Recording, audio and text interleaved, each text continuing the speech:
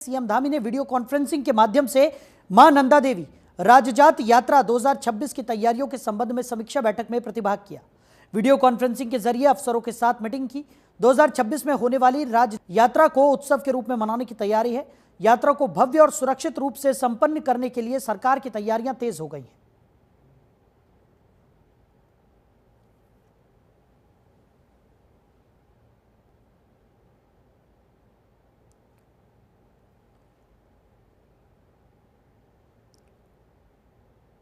उधर सीएम पुष्कर ने ऊर्जा और शहरी विकास कार्य मंत्री मनोहर लाल खट्टर से मुलाकात की।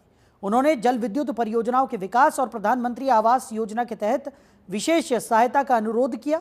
मुख्यमंत्री ने केंद्रीय ऊर्जा मंत्री से ऋषिकेश हरिद्वार क्षेत्र में विद्युत लाइनों को भूमिगत और स्वचालित करने का अनुरोध भी किया। साथ ही राज्य के कुमाऊं और अपर यमुना क्षेत्र में जल विद्युत परियोजनाओं के निर्माण के लिए 4000 करोड़ के वाइबिलिटी गैप फंड के लिए आग्रह भी किया। इसके अलावा उन्होंने पावर सिस्टम डेवलप फंड के तहत पिटकुल की 2 महत्वपूर्ण परियोजनाओं की डीपीआर की स्वीकृति का आग्रह करते हुए इन दोनों परियोजनाओं को 100% अनुदान के साथ मंजूरी देने का अनुरोध भी किया। इन परियोजनाओं की लागत 1007.82 करोड़ है। सीएम धामी ने अनुरोध किया कि बैंकों, एनबीएफसी और अन्य वित्तीय संस्थानों को इस संबंध में स्पष्ट दिशा निर्देश दिए जाएं ताकि ईडब्ल्यूएस श्रेणी के लाभार्थियों को सरलता से ऋण सुविधा उपलब्ध हो सके।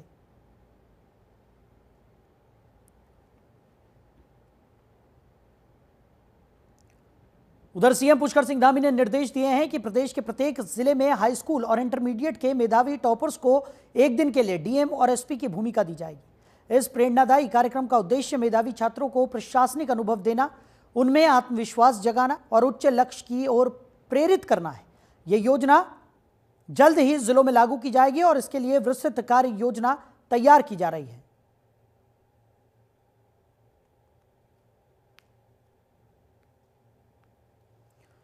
उधर सीएम पुष्कर सिंह धामी के निर्देशों के क्रम में 17 जून को स्वास्थ्य और सूचना विभाग की ओर से पत्रकारों और उनके परिजनों की निःशुल्क स्वास्थ्य जांच के लिए विशेष स्वास्थ्य सुरक्षा कैंप का आयोजन किया जा रहा है। इसमें राज्य के दून मेडिकल कॉलेज के वरिष्ठ चिकित्सकों द्वारा जांच के साथ ही परामर्श भी प्रदान किया जाएगा। सीएम धामी ने प्रदेश के पत्रकारों के स्वास्थ्य को लेकर संवेदनशीलता दिखाते हुए बीते दिनों पहले अधिकारियों को पत्रकारों के लिए विशेष मेडिकल कैंप आयोजित करने के निर्देश दिए थे।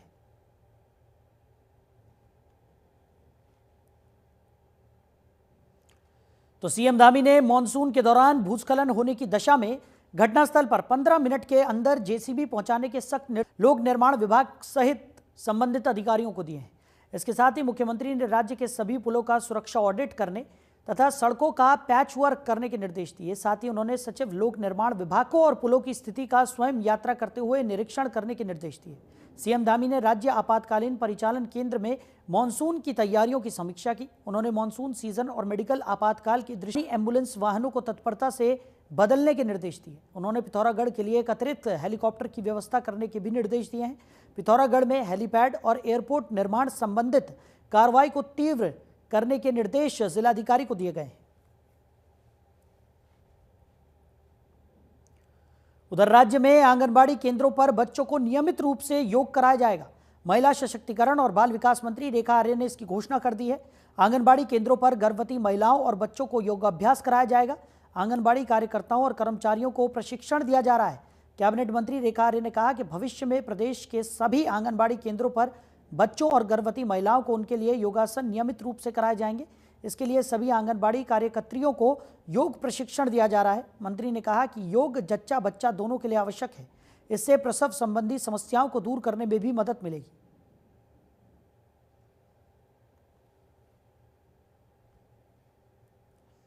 उधर एकल महिला स्वरोजगार योजना के तहत 18 जून से आवेदन किया जा सकता है। बीते महीने कैबिनेट की मंजूरी के बाद महिला सशक्तिकरण और बाल विकास मंत्री रेखा आर्य ने इस योजना को लॉन्च किया। इसके लिए आवेदन 18 जून से 31 जुलाई तक किया जा सकता है। मंत्री रेखा आर्य ने अधिकारियों के साथ बैठक की।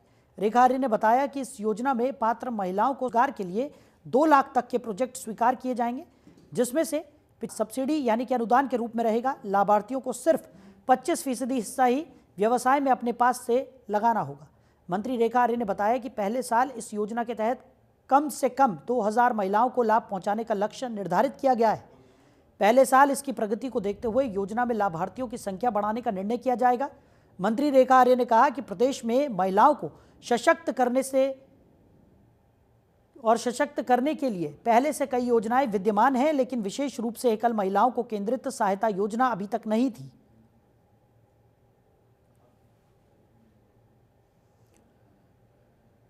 उधर चारधाम यात्रा में स्थगित हेलीकॉप्टर सेवा आज से बहाल कर दी गई है। रविवार को केदारनाथ में हेलीकॉप्टर हादसे में 7 लोगों की मौत के बाद तत्काल हवाई सेवा बंद कर दी गई थी। Uttarakhand civil aviation development authority की सीईओ ने इस संबंध में जानकारी साझा की। सीएम धामी ने इस हादसे की उच्च स्तरीय जांच के आदेश दिए और हेली उड़ानों के बेहतर समन्वय के लिए कमांड एंड कोऑर्डिनेशन सेंटर स्थापित करने के निर्देश भी दिए। तो यूसीएडीए के सीईओ ने बताया कि हेलीकॉप्टर सेवाएं अब डीजीसीए की गाइडलाइंस के अनुसार संचालित होंगी। सरकार ने यह भी सुनिश्चित किया है कि सभी हेली ऑपरेटरों को और पायलटों के उच्च हिमालयी क्षेत्रों में उड़ान अनुभवों की जांच भी की जाएगी। नियमों का उल्लंघन करने वालों के खिलाफ सख्त कार्रवाई की जाएगी। लगातार निगरानी भी की जाएगी। मौसम को देखते हुए उड़ान भरने पर फैसला लेने के निर्देश हैं। वहीं सीएम धामी ने कहा कि चारधाम यात्रा पर आने वाले श्रद्धालुओं की सुरक्षा और सुविधा हमारी प्राथमिकता है।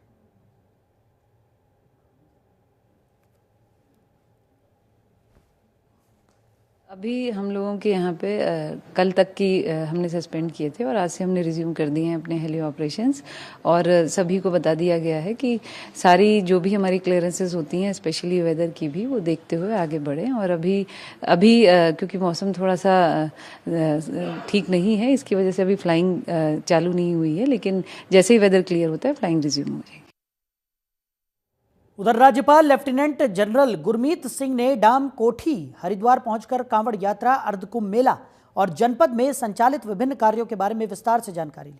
राज्यपाल ने जिलाधिकारी मयूर दीक्षित को निर्देशित करते हुए कहा कि आगामी कांवड़ यात्रा और कुंभ मेले के सफल संचालन के लिए कांवड़ यात्रा को प्रोफेशनली डील किया जाए और यात्रा पर आने वाले श्रद्धालुओं की आस्था और भावनाओं को फोटो और वीडियोग्राफी के माध्यम से अंकित भी किया जाए। जो ये डिस्ट्रिक्ट है, इसकी जो आउटपुट है वो बहुत ही सुंदर होने वाली है। और मैं तो आपके माध्यम से पूरी मानवता को, हर भारतीय को, हर उत्तराखंडी को कहूँगा कि आइए हरिद्वार, ऋषिकेश, इस जगह में आइए। ये तो आस्था का केंद्र है और आपको दिव्यता और भव्यता का एक अलग ही अनुभव हो। और इसके ऊपर में विशेषकर जो एडमिनिस्ट्रेशन है वो भी स्वच्छता के ऊपर में, क्लीननेस के ऊपर में, ड्रग डी एडिक्शन के ऊपर में खास काम कर रहे हैं। उधर कांग्रेस के पूर्व प्रदेश अध्यक्ष गणेश गोदियाल ने प्रदेश की बीजेपी सरकार पर हमला बोला। गोदियाल ने प्रदेश सरकार के कैबिनेट मंत्रियों पर आय से अधिक संपत्ति जोड़ने और अनियमित भ्रष्टाचार करने का आरोप लगाया। गणेश गोदियाल ने कहा कि प्रदेश की सरकार भ्रष्टाचार के मामले में तमाम रिकॉर्ड तोड़ रही है। अब 40 दिन में 5 दुर्घटनाएं हुई। उस दिन तक कोई जनहानि की बात नहीं थी और मैंने सरकार को कहा था कि सरकार इन रेगुलेटरी अथॉरिटी को टाइट करें, जो इन हेली सेवाओं को इन पर नजर रखती है, उनको टाइट करें। और उसके बाद इन हेली सेवा, अब आप बताइए, नियम ये है कि 6 बजे के बाद उड़ाने होंगे, 5:30 बजे एक्सीडेंट हो गया, इसका मतलब वो हेलीकॉप्टर कितने बजे से उड़ान भर रहा था। उधर पुलिस ने 35 सालों की सेवा देने के बाद सेवानिवृत्त होकर पुलिस के पूर्व उपाधीक्षक ओम प्रकाश आर्य कांग्रेस में शामिल हो गए हैं। प्रदेश कांग्रेस मुख्यालय राजीव भवन में पार्टी के वरिष्ठ उपाध्यक्ष संगठन सूर्यकांत धस्माना ने ओम प्रकाश आर्य को पार्टी की सदस्यता ग्रहण करवाई। कांग्रेस मुख्यालय में प्रदेश कांग्रेस कमेटी के वरिष्ठ उपाध्यक्ष संगठन सूर्यकांत धस्माना ने आर्य को पार्टी का पटका पहनाकर विधिवत पार्टी में शामिल किया। आर्य ने सूर्यकांत धस्माना का आभार प्रकट करते हुए उनको आश्वासन दिया कि वो पार्टी की नीतियों, सिद्धांतों पर चलते हुए संगठन को मजबूत करेंगे।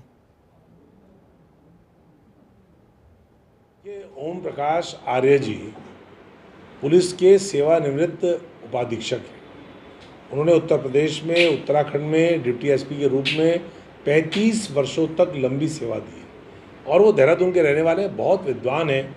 4 विषयों में तो स्नातकोत्तर है। वनस्पति विज्ञान में, अंग्रेजी में एमएड किया है उन्होंने, एमबीए किया है और पुलिस में अधिकारी रहे। आज वो सेवानिवृत्ति के बाद कांग्रेस में शामिल हुए हैं। मैंने उत्तराखंड प्रदेश कांग्रेस संगठन उपाध्यक्ष नाते उनको पार्टी में ज्वाइन करवाया है। तो केदारनाथ धाम की यात्रा सुरक्षित और आसान हो जाएगी। केदारनाथ रोपवे का प्रधानमंत्री नरेंद्र मोदी शिलान्यास कर चुके हैं। केंद्र सरकार की एजेंसी इस रोपवे का निर्माण कराने जा रही है। इस रोपवे के बाद केदार वैली में हेली सेवाओं पर निर्भरता खत्म होगी। केदारनाथ के साथ ही यमुनोत्री और हेमकुंड साहिब रोपवे प्रोजेक्ट भी लाइन में है। सभी प्रोजेक्ट से जुड़ी औपचारिकताओं को तेजी के साथ पूरा भी किया जा रहा है। ये रोपवे जो है, केदारनाथ का रोपवे बहुत ही महत्वपूर्ण होने वाला है और हमारे लिए गौरव का विषय है कि हमारे जो 2 रोपवे, एक हेमकुंड साहिब का रोपवे और केदारनाथ जी का रोपवे, ये किस प्रकार से आने वाले समय में यात्रियों के लिए बहुत महत्वपूर्ण होंगे, ये समय बताएगा। लेकिन जिस प्रकार से जो यात्रा केदारनाथ में जिस प्रकार से लोग जाते हैं, बड़ी संख्या में भक्त जाते हैं, तो आने वाले समय में बहुत ही सहज और बहुत ही सरल ढंग से रोपवे के माध्यम से यात्रा होगी। बहुत ही सस्ती यात्रा होगी। जिस प्रकार से हम देखते हैं कि हेली हो या अन्य माध्यमों से लोग जाते हैं। उधर केदार वैली में हुई हेली दुर्घटना में वेदर फोरकास्ट की पूरी तरह अनदेखी की गई। मौसम विज्ञान केंद्र के निदेशक विक्रम सिंह के अनुसार पहले से ही येलो अलर्ट जारी किया गया था और अलर्ट के अकॉर्डिंग ही सुबह से वेदर एक्टिविटीज नजर आने लगी थी। केदार वैली में भी सुबह से क्लाउड बनने लगे थे। हालांकि उन्होंने कहा कि दुर्घटना का असली कारण क्या था, ये तो जांच के बाद ही स्पष्ट हो पाएगा।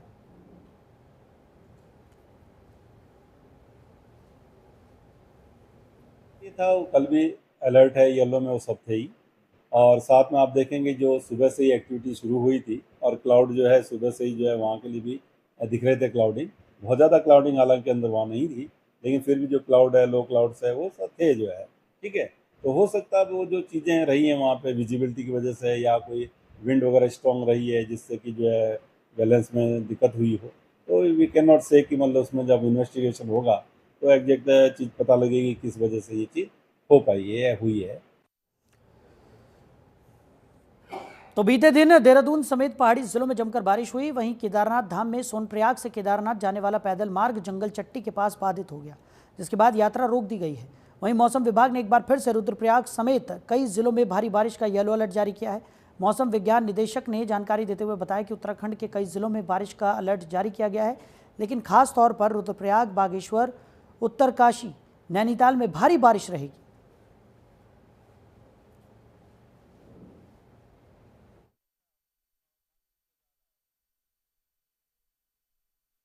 मिली है, अच्छी एक्टिविटी मिली है जो पास्ट 24 आवर्स है। और आज और कल भी देखेंगे 16 और 17 को भी, तो पूरे प्रदेश में मैं कहूँगा अनेक जगह में जो बारिश मिलेगी। 1-2 डिस्ट्रिक्ट आप कह सकते हैं जिनमें ज़्यादातर जगहों में रहेगी, जैसे उत्तरकाशी है या रुद्रप्रयाग है, इसी तरह बागेश्वर है। और जगह मैं समझता हूँ कि अनेक जगहों तक में रहेगी, पर इन 3 डिस्ट्रिक्ट में कहूँगा कि ज़्यादातर जगहों में बारिश रहने वाली है।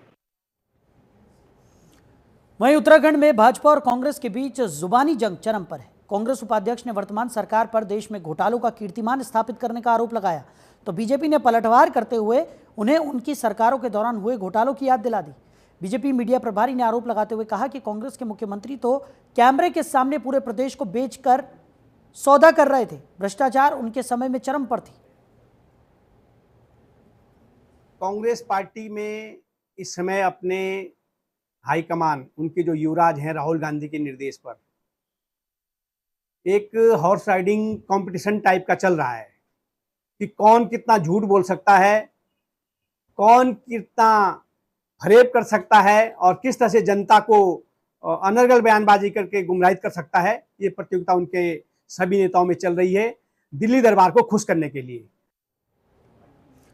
उधर बीजेपी सरकार में महिलाओं के प्रति बढ़ते अपराध की घटनाओं को लेकर जहां कांग्रेस बेटी बचाओ अभियान के तहत कांग्रेस महिला मोर्चा धरना कर रही है, वहीं बीजेपी उनके प्रदर्शन पर सवाल उठा रही है।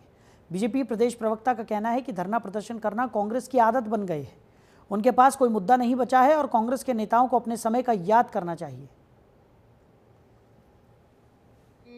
धरना प्रदर्शन करना आज कांग्रेस की टेंडेंसी बन गई है। कांग्रेस पार्टी के पास कोई मुद्दा नहीं बचा है। कांग्रेस पार्टी के नेताओं के पास कोई इस प्रकार का कोई जन मुद्दा नहीं है कि जो वो सरकार को घेर सके, तो इस प्रकार की चीजें करती रहती है। कांग्रेस पार्टी के नेताओं को अपने समय को याद करना चाहिए कि किस प्रकार से उस समय क्या क्या कार्रवाई हुई है। मैं आपको कुछ याद दिला दूं, आपके माध्यम से कांग्रेस के नेताओं को याद दिला दूं कि नन्ही परी जो हल्द्वानी की थी, नन्ही परी के जिन लोगों ने उसके साथ दुष्कर्म किया, जिन लोगों ने दोषियों ने जिस प्रकार से उसके साथ घटना की, 1 हफ्ते तक कांग्रेस की सरकार के, कांग्रेस के मुखिया के कान पर जूं तक नहीं देंगे। तो प्रमुख विपक्षी दल कांग्रेस के उपाध्यक्ष ने सरकार पर आरोप लगाते हुए कहा कि सरकार में जिस प्रकार से रोजाना एक नया घोटाला सामने आ रहा है, उससे यह प्रतीत हो रहा है कि उत्तराखंड राज्य घोटालों में देश में भ्रष्टाचार में रहने वाले अग्रणी राज्यों के पहले पायदान पर पहुंच जाएगा।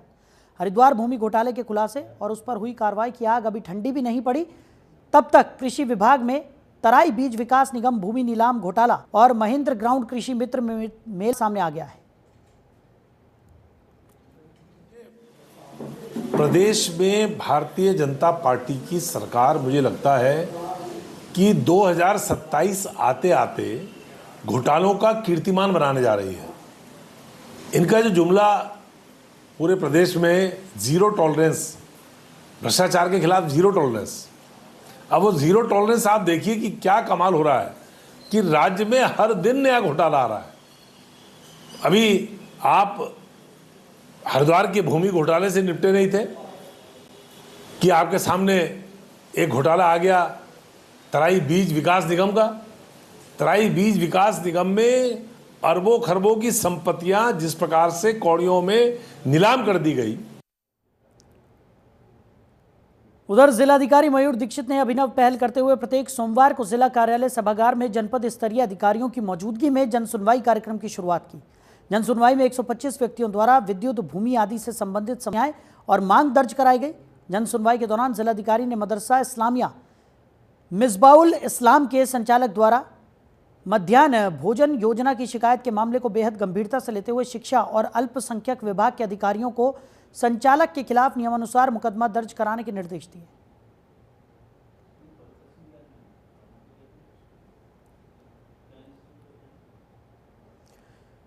उधर त्रिस्तरीय पंचायत चुनाव के पदों और स्थानों में आरक्षण सूची के अंतिम प्रकाशन के उपरांत प्राप्त आपत्तियों की सुनवाई शासन द्वारा जारी दिशा निर्देशों के तहत जिलाधिकारी ने पूरी पारदर्शिता के साथ विकास भवन स्थित NIC कक्ष में की। जिलाधिकारी कार्यालय, मुख्य विकास अधिकारी कार्यालय, जिला पंचायत कार्यालय सहित सभी 15 विकासखंड कार्यालयों के माध्यम से 14 और 15 जून को आपत्तियां आमंत्रित की गई थी। कुल प्राप्त 390 आपत्तियों की सुनवाई NIC कक्ष में की गई। आपत्तियों में प्रमुख पद के सापेक्ष 12, सदस्य जिला पंचायत के सापेक्ष 34, सदस्य क्षेत्र पंचायत के सापेक्ष 118, प्रधान पद के सापेक्ष 226 आपत्तियां शामिल हैं। आपत्तियों की सुनवाई के दौरान मुख्य विकास अधिकारी, जिला पंचायती राज अधिकारी मिर्ग भी उपस्थित रहे। जो अनंतिम सूची रिजर्वेशन को लेकर जारी की गई थी, तो इस संबंध में हमने आपत्तियां आमंत्रित की थी। लास्ट 2 दिनों में आपत्तियां जो है उनकी कुल संख्या 389 अभी आई है और उसी क्रम में आज हमारी सुनवाई की तिथि नियत है और इस क्रम में अभी तक क्षेत्र पंचायत की सुनवाई की जा चुकी है और पद प्रधानों से संबंधित आपत्तियों को भी अभी सुना जा रहा है। मैं सबसे पहले आपका धन्यवाद। मैं इस मामले में माननीय जिलाधिकारी महोदय से हमने अपने पक्ष रखा। हमारी जो विशेष आपत्ति थी कृषि ब्लॉक में, पहले तो पूरे पर सीमन पे थी कि पर सीमन के आधार पे जो अगर बाय द वे 2011 की जनगणना के अनुसार ये रिजर्वेशन दे रहे हैं, तो हमने कहा 2011 और 2024 के बीच में 2 चुनाव हो गए, 2014 और 2019। 2014 में 2019 में 2001 की जनगणना के अनुसार इन्होंने रिजर्वेशन दिया। उधर राजाजी टाइगर रिजर्व में मानसून सीजन के लिए जंगल सफारी रोक दी गई है। मानसून सीजन के लिए पार्क प्रशासन ने पार्क के चारों गेट बंद कर दिए हैं। टाइगर रिजर्व में इस बार 51,500 से ज्यादा सैलानी वन्य जीवों के दीदार के लिए पहुंचे। इनमें 2,000 विदेशी सैलानी भी शामिल हैं। वहीं इस बार पार्क प्रशासन को 1 करोड़ 23 लाख रुपए की आमदनी भी हुई है।